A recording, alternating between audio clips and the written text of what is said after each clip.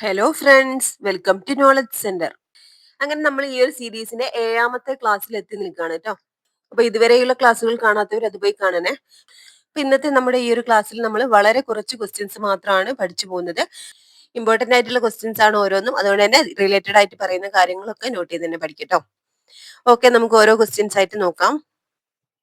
First question ചേരുംപടി ചേർക്കുക എന്നാണ് കേട്ടോ. എന്താ ഇവിടെ തന്നിട്ടുള്ളത്? ഓരോ നിയമങ്ങളും അത് പ്രാബല്യത്തിൽ വന്ന ഡേറ്റും ആണ് കൊടുത്തിട്ടുള്ളത്. തമ്മിൽ ചേരുംപടി ചേർക്കാനാണ് പറയുന്നത് കേട്ടോ. ഓക്കെ, ഇവരുടെ ശരിയായിട്ടുള്ള ക്രമീകരണം ഓപ്ഷൻ എ ആണ് ശരിയായിട്ടുള്ള ക്രമീകരണം. വിവരാവകാശ നിയമം എന്നാണ് നിലവിൽ വന്നത്?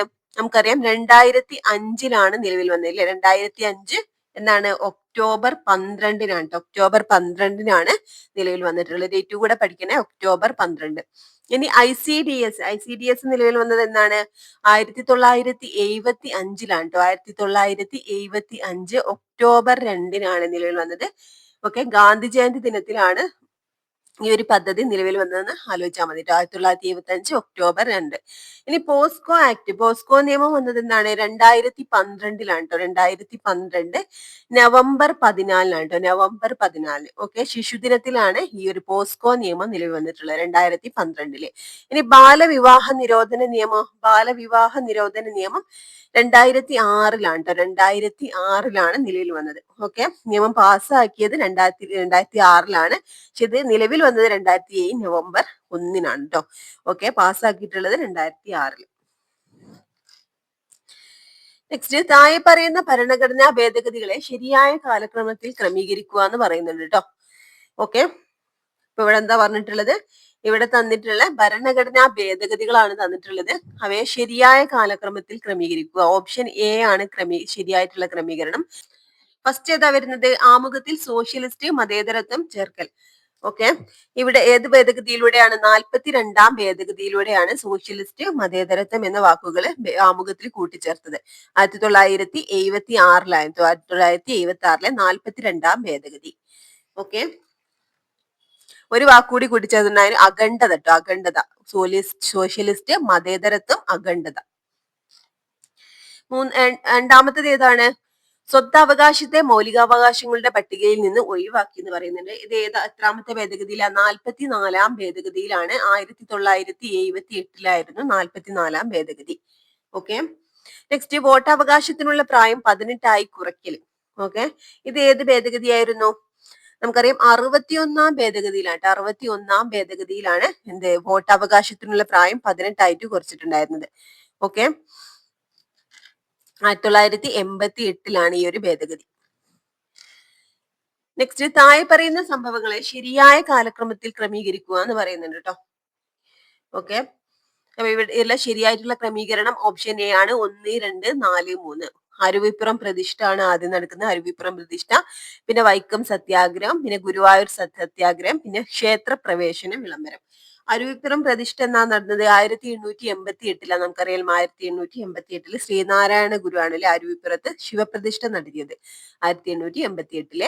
രണ്ടാമത്തത് വൈക്കം സത്യാഗ്രഹമാണ്. വൈക്കം സത്യാഗ്രഹം 1924 ഗുരുവായൂർ സത്യാഗ്രഹം 1931 പിന്നെ ക്ഷേത്ര പ്രവേശന വിളംബരം 1936. അപ്പൊ വർഷങ്ങൾ എത്രത്തോളം ഇമ്പോർട്ടന്റ് ആണെന്ന് ഈ ഒരു ക്വസ്റ്റ്യൻ പേപ്പർ നോക്കുമ്പോൾ മനസ്സിലാക്കല്ലേ. നെക്സ്റ്റ്, വൈക്കം സത്യാഗ്രഹവുമായി ബന്ധപ്പെട്ട നേതാക്കളിൽ ഉൾപ്പെടാത്തത് ആരാണെന്നാണ് കേട്ടോ. വൈക്കം സത്യാഗ്രഹവുമായി ബന്ധപ്പെട്ട നേതാക്കളിൽ ഉൾപ്പെടാത്തത് ആരാണ്?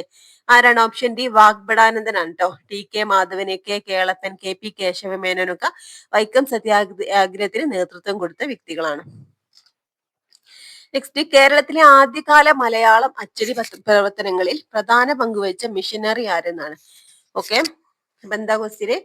കേരളത്തിൽ ആദ്യകാല മലയാളം അച്ചടി പ്രവർത്തനങ്ങളിൽ പ്രധാന പങ്കുവഹിച്ച മിഷനറി ആര്? ഓപ്ഷൻ എ ബെഞ്ചമിൻ ബെയ്ലി ആണ്. Benjamin Bailey. ഓക്കെ, അപ്പൊ കേരളത്തിലെ പ്രത്യേകിച്ച് കോട്ടയത്തെ അച്ചടി പ്രവർത്തനങ്ങളുടെ പിതാവായിട്ടാണ് ഇദ്ദേഹത്തെ കണക്കാക്കുന്നത്. നെക്സ്റ്റ്, താഴെ പറയുന്നവയിൽ കമ്മ്യൂണിസ്റ്റ് ആശയങ്ങളുമായി ബന്ധപ്പെട്ട പത്രം ഏത്? ഇവിടെ കമ്മ്യൂണിസ്റ്റ് ആശയങ്ങളുമായി ബന്ധപ്പെട്ട പത്രം ഏതാണ്? ഓപ്ഷൻ എ പ്രഭാതം. നെക്സ്റ്റ്, കുട്ടംകുളം സമരം പ്രധാനമായും എന്തിനായാണ് നടന്നതെന്നാണ് ട്ടോ. എന്തിനു വേണ്ടിയാണ് നടന്നത്? കുട്ടംകുളം സമരം പ്രധാനമായും എന്തിനു വേണ്ടിയാണ് നടന്നത്? ഓപ്ഷൻ ബി ആണ് പൊതുകുളം ഉപയോഗിക്കാനുള്ള അവകാശത്തിന് വേണ്ടിയാട്ടോ. പൊതുകുളം ഉപയോഗിക്കാനുള്ള അവകാശം. ഓക്കെ. അപ്പൊ എന്നാണ് വർഷം കൂടെ ഒന്ന് നോട്ട് ചെയ്യട്ടോ. 1947 നമുക്ക് സ്വാതന്ത്ര്യം കിട്ടിയ അതേ വർഷത്തിലാണ് കുട്ടംകുളം സമരം നടക്കുന്നത്. നെക്സ്റ്റ്, കേരളത്തിലെ മുസ്ലിം നവോത്ഥാനവുമായി ബന്ധപ്പെട്ട് താഴെ പറയുന്നതിൽ പ്രസ്താവനകൾ പരിഗണിക്കുക എന്നാണ്. ഓക്കെ. ഇവിടെ എല്ലാം ശരിയാണെന്നാണ് വന്നത്. വക്കം മൗലവി മുസ്ലിം നവോത്ഥാനത്തിന്റെ പ്രധാന നേതാവായിരുന്നു എന്നുള്ളത് ശരിയാണ്. ഇസ്ലാം ധർമ്മപരിപാലന സംഘം മുസ്ലിം സമൂഹത്തിലെ സാമൂഹിക പരിഷ്കാരങ്ങൾ ലക്ഷ്യമിട്ടായിരുന്നു. അല്ലമീൻ പത്രം മുസ്ലിം സമൂഹത്തിൽ ദേശീയബോധം വളർത്താൻ സഹായിച്ചു. ഓക്കെ. ചിലപ്പോ ഈ പ്രസ്താവനകൾ മൂന്നും ശരിയാണ്. നെക്സ്റ്റ്, താഴെ പറയുന്ന സംഭവങ്ങളെ കാലക്രമത്തിൽ ക്രമീകരിക്കുക എന്നാണ്. ഇവിടെ ഓപ്ഷൻ എ ആണ് ശരിയായിട്ടുള്ള ക്രമീകരണം കേട്ടോ. ഓക്കെ. ഏതൊക്കെയാണ്? 2, 1, 3, 4. മലയാളി മെമ്മോറിയൽ ആണ് ആദ്യം. മലയാളി മെമ്മോറിയൽ, പിന്നെ ഈഴവ മെമ്മോറിയൽ, സിവിൽ നിയമലംഘന പ്രസ്ഥാനം, പിന്നെ നിവർത്തന പ്രക്ഷോഭം.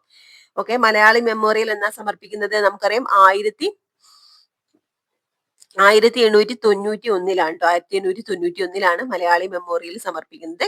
പിന്നെ ഈഴവ മെമ്മോറിയൽ 1896 ഈഴവ മെമ്മോറിയൽ. പിന്നെ ഏതാണ്? സിവിൽ നിയമലംഘന പ്രസ്ഥാനം ആരംഭിച്ചതെന്നാണ്? 1930 1930 സിവിൽ നിയമലംഘന പ്രസ്ഥാനം ആരംഭിക്കുന്നത്. പിന്നെ നിവർത്തന പ്രക്ഷോഭം 1932. നെക്സ്റ്റ്, തിരുവിതാംകൂർ ചേരമർ മഹാസഭ സ്ഥാപിച്ചത് ആര്? തിരുവിതാംകൂർ ചേരമർ മഹാസഭ സ്ഥാപിച്ചത് ആരാണ്? Option C Pampady John Joseph ആണ് കേട്ടോ. Cheramar Mahasabha Pampady John Joseph. Next, Shakuntalam മലയാളത്തിൽ പരിഭാഷപ്പെടുത്തിയത് ആര്? ശാകുന്തളം മലയാളത്തിൽ പരിഭാഷപ്പെടുത്തിയത് ആരാണ്? കേരളവർമ്മ വലിയ കോയി തമ്പുരാനാണ് കേട്ടോ. ശാകുന്തളം മലയാളത്തിലേക്ക് പരിഭാഷപ്പെടുത്തിയത് കേരളവർമ്മ വലിയ കോയി തമ്പുരാൻ. നെക്സ്റ്റ്, കൊച്ചിയിൽ ജാതി വിവേചനത്തിനെതിരെ പൊരുതാൻ കായൽ സമ്മേളനം സംഘടിപ്പിച്ചത് ആരാ? അപ്പൊ കായൽ സമ്മേളനം സംഘടിപ്പിച്ചത് ആരായിരുന്നു? പണ്ഡിറ്റ് കറുപ്പനാണ്.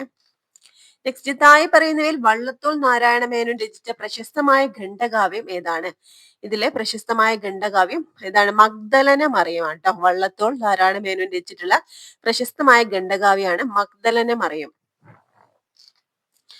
നെക്സ്റ്റ്, 1924 ആലുവയിൽ ചരിത്രപ്രസിദ്ധമായ സർവമത സമ്മേളനം വിളിച്ചു ചേർത്തത് ആരാണ്?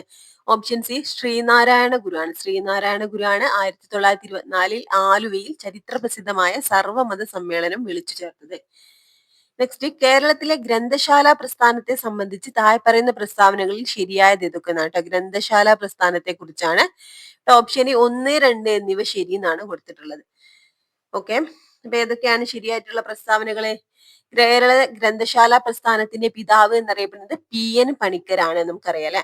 നെക്സ്റ്റ്, 1945 അമ്പലപ്പുഴയിൽ വെച്ചാണ് അഖില തിരുവിതാംകൂർ ഗ്രന്ഥശാല സംഘം രൂപീകരിച്ചത്. അതും ശരിയാട്ടോ. വർഷം നോക്കുക 1945. മൂന്നാമത്തെ പ്രസ്താവനയിൽ എന്താ തെറ്റ്? ഗ്രന്ഥശാല സംഘത്തിന്റെ മുദ്രാവാക്യം വിദ്യ കൊണ്ട് പ്രബുദ്ധരാവുക എന്നതായിരുന്നു. ആ ഒരു പ്രസ്താവനയിലാണ് തെറ്റുള്ളത്.